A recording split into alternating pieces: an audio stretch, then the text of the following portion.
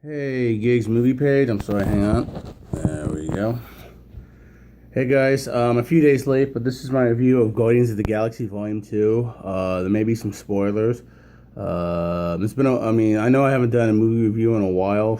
Somebody ruined Fate of the Furious for me, so I don't want to do that movie, so I waited for Guardians, and the next movie I will be doing is Alien Covenant.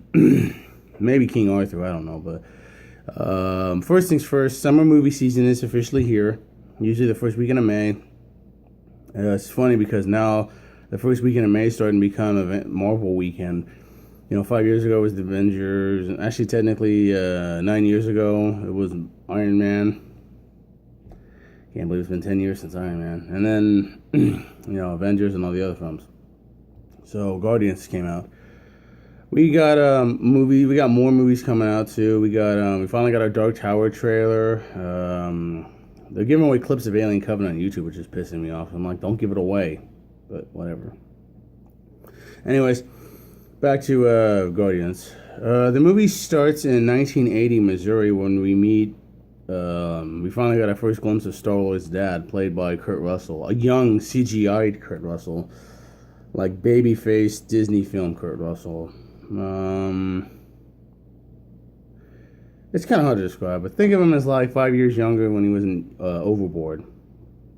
Or when he did the Elvis TV movie for John Carpenter. But anyways, and then of course we meet a young Star-Lord's mom. And this is all before Star-Lord was born. Because in the first one it took place in 1988 before he was abducted. This one takes place in 1980. And Kurt Russell is taking his mom, Star-Lord's mom, I forget her character name, behind this Dairy Queen to show her this plant that he had just grown for her. And so it cuts to 38 years later. They're on the Guardians are on this planet tasked to take out this alien creature from this company called the Sovereign. So they agree to it. And then while this is happening, all four main characters, Quill, Gamora, Drax, and Rocket are fighting this creature while Baby Groot's just sitting there like, oh, I am Groot.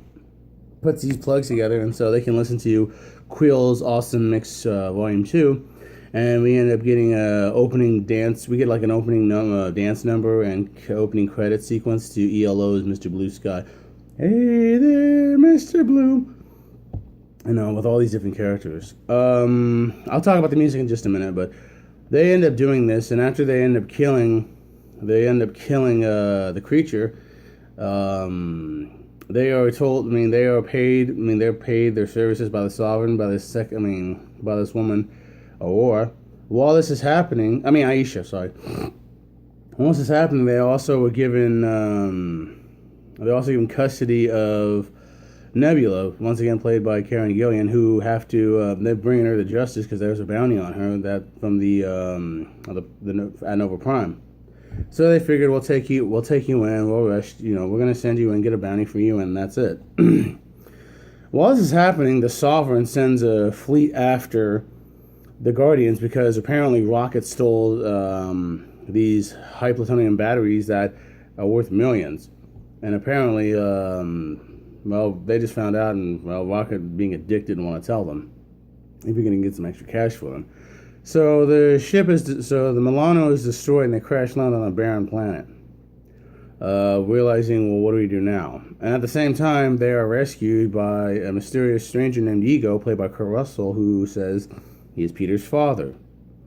And at first, they don't believe him until he says, I heard word of the galaxy of a guy named Star-Lord who survived holding an Infinity Stone. So, wink, wink, Infinity Stone. So he says, okay, listen, just come to my planet, I promise you, I'll just explain everything.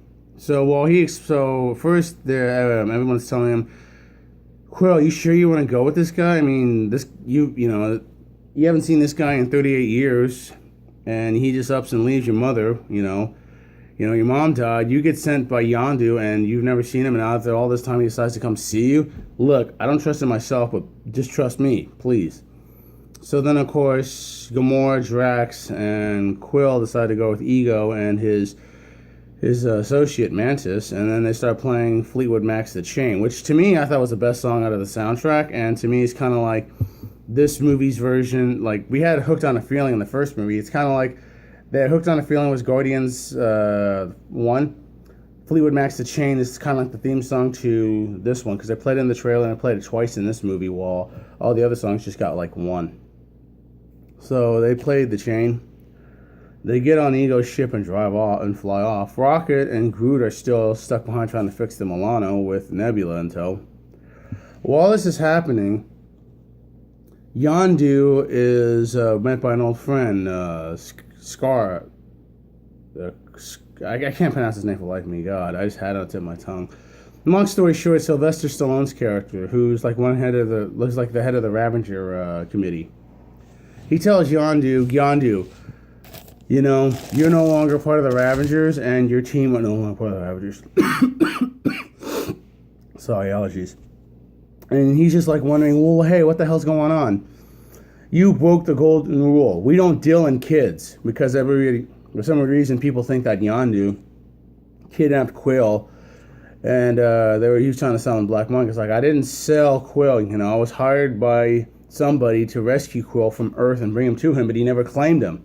So what was I supposed to do? Just leave him die? I decided to train him as a Ravager. So whether they like it or not, Yondu's crew, there's 100 Ravager parties, and Yondu's party is now officially excommunicated, and they're told that you may wear the patch, but you'll never be a Ravager. And it breaks my heart to do this, and I take absolutely no pleasure in doing this. I'm sorry, old friend. So it was cool seeing Stallone in a Marvel movie, and also this Glass character who's his sidekick is actually Michael Rosenbaum from Smallville. I didn't even notice it was him until like afterwards. So Yondu and his crew are like, now what do we do? Well, let's go find Quill. We find Quill, maybe we can get a bounty on the guy. So they said if they can get Quill back, they can get back in with the Ravagers. And while this is happening, some of Yondu's crew want to plan a mutiny led by a guy named Taserface, who becomes the butt of the jokes in the movie. So, also Tommy Flanagan from Sons of Anarchy has a small little part in the movie, playing one of Yondu's loyal guys, next to Sean Gunn's character, the director's brother, and Rocket's body double in some scenes. So, while this is happening, Peter goes to Ego's planet and tries to figure out, who are you, why did you leave my mom, and all this stuff. And Ego tries to tell him, listen, Peter, you're half human, but you're also half celestial. You mean like a god? Kind of. So basically he's trying to sweet talk Peter into telling him, listen, I'm sorry I abandoned you, I really am, but I really need you, son. Please, just forgive me. You don't realize how powerful you really are. And then, of course, while this is happening, Gamora doesn't like it, thinks that this is just, thinks it's something that nothing's right. And Drax is too busy trying to figure out what the hell Mantis' deal is, even though Drax is, no prize himself, but still. I don't want to give any more away about the movie. It's just like, because I was surprised at the end, because the thing is, it kind of has like not a twist ending, but like there's a big plot twist. So, it goes like that. I thought this was good. It's not as good as Guardians 1, but it was good nevertheless. Because that's the thing with sequels. Everybody wants to outdo the original. And sometimes it works, like Terminator 2 and Empire Strikes Back, and sometimes it doesn't. This goes into you did pretty good. I have little nitpicks, but you did damn well good, James Gunn. And he's coming back for Guardians 3. To me, I like the storyline. The actors were all fantastic. I thought bringing in guys like Stallone and Kurt Russell, of course, was fantastic. And then, of course, you have cameos from Michael Rosenbaum. Bing Reams is an alien. Michelle Yeoh. A couple other people had cameos. David Hasselhoff had a cameo. Don't ask. And then, of course, there's even a small little cameo appearance by Greg Henry, who returns to play Grandpa Quill. He was in the first movie, and then the second one he pops up too. Stan Lee, of course, is going to pop up in this. It's a Marvel movie. Stan Lee's going to pop up in it. Several things. The Guardians were all fantastic. Pratt was awesome. Zoe Saldana. Batista stole the show. And then, of course, Baby Groot was the cutest, even, and yes, Vin Diesel did play the voice again. I know a lot of people are like, how the hell did they pitch his voice down? Plus, he actually did motion capture the performance for for Baby Groot as well. Bradley Cooper was fantastic as Rocket, even though in this one Rocket's kind of a bigger dick in this movie than it was in the first movie. Karen Gillan was great as Nebula. It's, her character, you felt like pathos for her character, Nebula, because in the first one she was a stone cold killer. In this one, she had a reason why she was a killer. Michael Rooker was fantastic as Yondu. It's like you see little hints of Merle in his performance, but still, other than that, Yondu was just cool as hell. And everybody, by the end, you just like Yondu for who he is, because he's a hard ass, but he does have a heart of gold. So that's one thing. Kurt Russell, I thought, was fantastic as Ego. The scruffy beard and the long hair looked like a seasoned McCready from The Thing. So he was great. I want to see more of Stallone if they bring him back for Guardians 3. Only because I'm biased for Rocky and Rambo. Elizabeth Debicki, who plays Aisha, was okay, but she really didn't do much. Trying to think who else. Mantis was pretty funny, even though she was kind of playing a childlike character. To me, I thought the added performances were great. The writing could have been a little better, but I'm not going to complain, because how do you go from doing Guardians 2 to this? The direction was fantastic. The credits were cool at the very end, because there's 5 different endings, which I'm not going to give away. My biggest complaint was the soundtrack, which a lot of people think, okay, now you're just nitpicking. It's like, nah. I just felt the first soundtrack was better. It was good as hell. You had a variety of different songs. Because you go from "Hooked on a Feeling" to "Runaway" to "Come and Get Your," the Runaway's "Cherry Bomb" to "Come and Get Your Love" to "I'm Not Alone."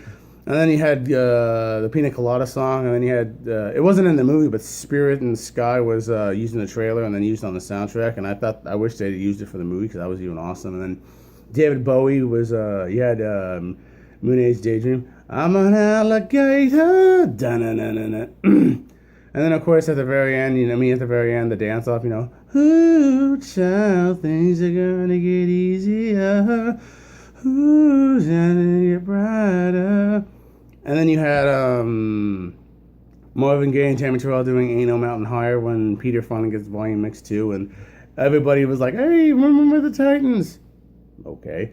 And then, of course, the very end, the Jackson 5, I Want You Back, and let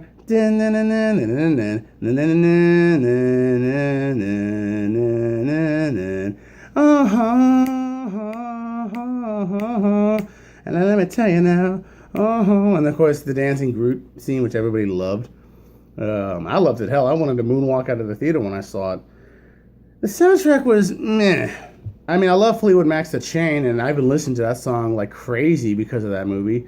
I don't even know the lyrics. I just hear with Stevie Nicks and Lindsey Buckingham in the back of my head, like, and if you ever go with me, you'll break the chain. Mr. Blue Sky is the song I hated the most, because I had personal reasons why I hate that. Sorry, I'm not going to swear. Why I hate that song so damn much. Which I'm not going to get on here, but I just hate that friggin' song. It's annoying as hell. Cat Stevens song from the movie, I can't remember the name of it. I think it's Father and Son or something, but everybody's been bragging about that. And I'm not a Cat Stevens fan, but I thought it was okay for the scene. I'm not a big Cat Stevens fan, but I'm like, okay, that's cool. Then of course you had Glenn Campbell, you had George Harrison, and a bunch of other stuff. So to me, the soundtrack was kind of the weak part of the movie. I liked at the very end they played Parliament Funk's Flashlight, and I was like, oh, hell yeah. So, it wasn't all just like adult, it wasn't country, adult contemporary music. I'm like, dude, what about the Motown? You had Motown in the first movie. There's no Motown in this movie. The hell. But it features Sam Cooke, though, so I thought that was cool. So, like I said, the soundtrack wasn't the best part of the movie to me. It was like the first soundtrack was a hell of a lot better. You had like 2 songs I liked. And Brandy, You're a Fine Girl was another song that Ego and Quill talk about. So, it's like the first soundtrack had great songs. This one, I only like 3 songs. So, nitpicking aside, go see Guardians of the Galaxy 2. I liked it. You'll like it. Thank you guys. Bye.